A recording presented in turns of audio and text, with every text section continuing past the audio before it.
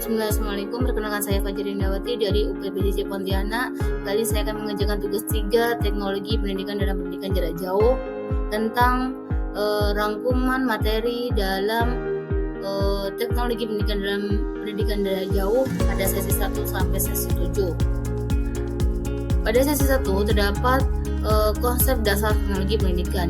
Teknologi pendidikan lahir dari keinginan praktisi pendidikan untuk meningkatkan efektivitas dan efisiensi pembelajaran.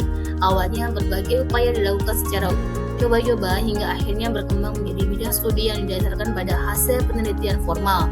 Kesepakatan para profesional melahirkan bidang studi yang dinamakan teknologi pendidikan. Perkembangan teknologi pendidikan dimulai pada tahun 1950 sampai 2018. Pada modul 2 terdapat konsep dasar dan ciri pokok pendidikan jarak jauh.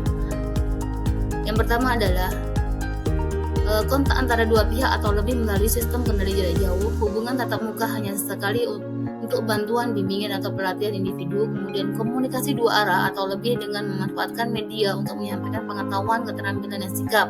Tidak didominasi oleh pengajaran tatap muka dan menerapkan teori komunikasi sosial dan pedagogi serta memanfaatkan teknologi. Membutuhkan disiplin diri tinggi dan aktivitas belajar mandiri dan maksimal. Pada PJJ terdapat 4 ciri pokok dan 5 klasifikasi teori PJJ. Kemudian pada modul 3 terdapat mengapa pendidikan jarak jauh. Pada awal tahun 1980-an, PJJ dipandang sebagai solusi pendidikan alternatif yang terpadu dan fleksibel, mampu menjangkau kelompok kurang beruntung seperti masyarakat pedesaan dan wanita. PJJ memberikan keadilan dalam kesempatan memperoleh pendidikan dan mampu mengatasi kendala ruang dan waktu.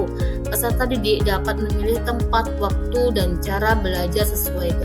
Faktor pendorong dan penghambat PJJ antara lain ada faktor pendorongnya adalah pertumbuhan pasar teknologi komunikasi, kemudian perkembangan pengetahuan dan cepat, kebutuhan belajar orang dewasa, kenaikan biaya pendidikan mendorong penggunaan metode PJJ. Faktor penghambatnya adalah membutuhkan komitmen waktu dan dana besar, terutama untuk pengembangan bahan ajar, penolakan perubahan dari penyelenggaraan pendidikan, kurangnya visi bersama tentang PJJ, kemudian kurangnya kemampuan dalam perencanaan strategis PJJ.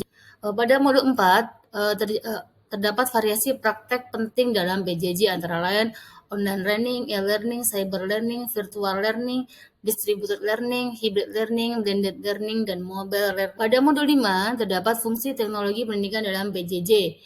Penerapan pendekatan sistem diawali dengan analisis kebutuhan, perumusan tujuan pembelajaran umum, analisis pembelajaran untuk menghasilkan peta kompetensi, analisis karakteristik dan kemampuan awal peserta didik, perumusan tujuan pembelajaran khusus, pengembangan alat penilaian hasil belajar, pengembangan strategi pembelajaran, pemilihan bahan ajar dan media pembelajaran, kemudian evaluasi dan revisi bahan ajar sebelum digunakan. Komponen sistem pembelajaran ada 5, yaitu yang pertama adalah tujuan pembelajaran, tes hasil belajar, yang ketiga urutan kegiatan atau materi pembelajaran, yang keempat metode dan alat pembelajaran, kelima media pembelajaran, dan keenam adalah bahan pembelajaran. Pada modul 6 sampai 7 adalah fungsi manajemen pembelajaran dalam PJJ.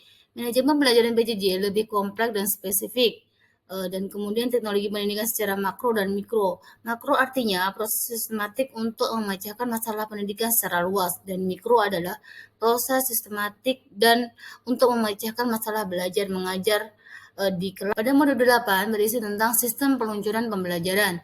Fungsi penindakan sistem dalam pembelajaran jarak jauh mendorong pengembangan sistem peluncuran pendidikan, khususnya untuk tujuan kognitif. Untuk tujuan afektif dan keterampilan kerja masih diperlukan kehadiran pengajar secara tatap muka. Sistem peluncuran pembelajaran adalah metode untuk mengelola dan meluncurkan aktivitas pembelajaran agar tujuan tercapai secara efektif dan efisien.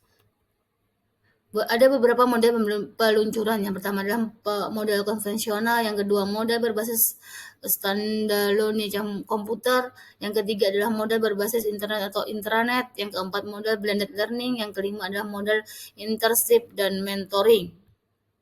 Dalam modul 9 terdapat bahan pembelajaran jarak jauh. Langkah-langkah desain pembelajaran jarak jauh menghasilkan sistem pembelajaran dengan 3 komponen utama. Yang pertama adalah bahan pembelajaran untuk peserta didik dan pengajar, panduan pembelajaran untuk peserta didik, yang ketiga adalah pedoman pembelajaran bagi pengajar, penilaian hasil belajar, Tiga konsepnya meliputi yaitu validitas, reliabilitas, dan dapat digunakan. Yang pada modul 10 terdapat manajemen pembelajaran PJJ dan biaya pendidikan jarak jauh. Komponen dalam sistem pembelajaran jarak jauh dapat dikelompokkan menjadi tiga subsistem. Yang pertama adalah subsistem dasar, subsistem utama, dan suprasistem. Sekian kesimpulan materi dari saya. Semoga bisa membantu memahami konsep, praktek, dan manajemen teknologi pendidikan dalam pendidikan jarak jauh. Assalamualaikum warahmatullahi wabarakatuh.